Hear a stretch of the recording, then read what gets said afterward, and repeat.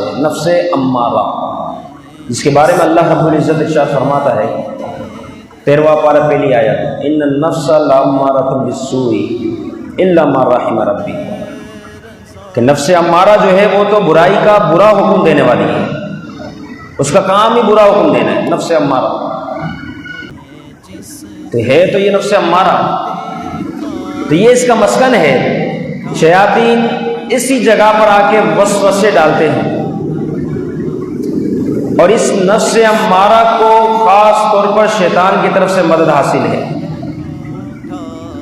شیطان اس نفس امارہ کے ذریعے انسان کو کھلاتا ہے، غلط کاموں کی طرف لے جاتا ہے،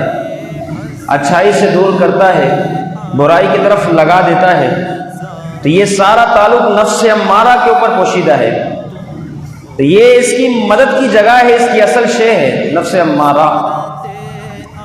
تو لہٰذا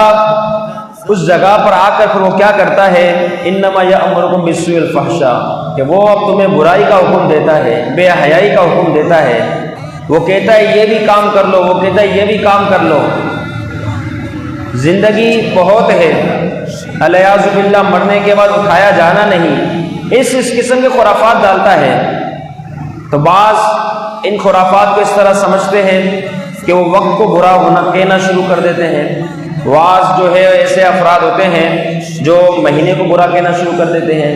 بعض دن اور ایام، بعض گنتی کو، بعض اللہ کی مخلوق کو، اس طریقے سے لوگ توہمات، بدفعلی، بدشگونی کے چکر میں لگ جاتے ہیں۔ وجہ کیا بنی کہ شیطان نے نفس امارہ کا سہارا لیتے ہوئے بندے کو راہ سے ہٹایا، کیونکہ نفس امارہ اسی کی سیدھ میں چلتا ہے۔ اب پھر اس بندے نے جو شیطان کی طرف سے حکم ملا، بے حیائی بھی شروع کر دی، برائی بھی شروع کر دی، سارے کام اس کے شروع ہو گئے۔ اب بجائے اس کے کہ وہ نفس امارہ کو کنٹرول کرتا، بجائے اس کنٹرول کرنے کے وہ نفس امارہ کے مطابق چلنا شروع ہو گیا۔ اب شیطانی چال شروع ہو گئی، حالانکہ رب تعالیٰ نے پیارے محبوب علیہ السلام کے ذریعے اس امت کو واضح پیغامات ارشاد فرما دیے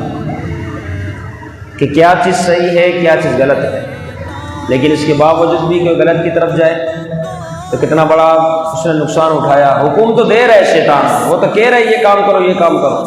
الا ما رحم ربی، مگر جس پر میرا رب رحم فرما دے تو یقیناً وہ نفس امارہ سے بدل کر نفس مطمئنہ بن جاتی ہے۔